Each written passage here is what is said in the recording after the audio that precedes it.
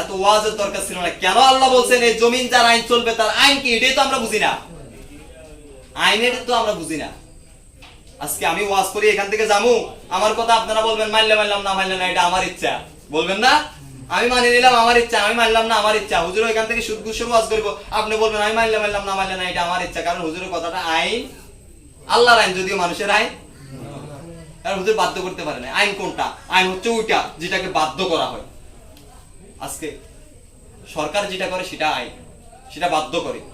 অমুক তারিখ থেকে অমুক তারিখে নদীতে যাওয়া যাবে না, অভিযান দেওয়া হলো, এটা হচ্ছে আইন।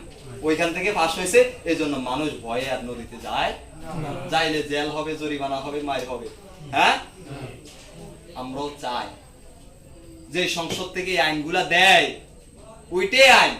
আজকে যদি ওই সংসদ থেকে যদি এই আইন দেওয়া হতো, নামাজ বাধ্যতামূলক পড়তে হবে, এক ওয়াক্ত নামাজ না পড়িবা 5টা করে বেদ দেওয়া হবে, হ্যাঁ 5000 টাকা জরিমানা করা হবে, 5 মাস জেল দেওয়া হবে, বাংলাদেশে একজনও নামাজ বেনামাজিতে পাওয়া যাইতো না।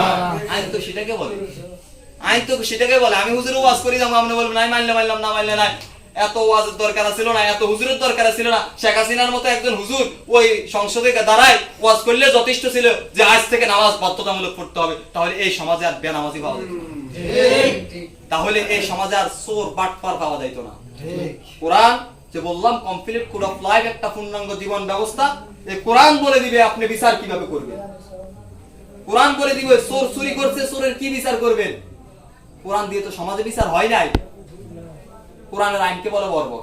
কোরআন বলছে যে চুরি করবে, চোরের হাত কেটে দাও। কি কেটে দাও? হাত কেটে দাও। একজন বিবাহিত জিনা করছে, তাকে পাথর মেরে হত্যা করো। অবিবাহিত জিনা করছে 100 দৌড়া মারো, আর মদ খাইছে 80 দৌড়া মারো। কোরআনের আইন এগুলা। এগুলা যদি সমাজে বাস্তবায়ন হয়, অন্যায়কারী থাকবে না। আজকে কি করা হয়? চোর চুরি করছে, চোরের হাত কাটা হয় না, চোরে জেল দেওয়া হয়। কি দেওয়া হয়?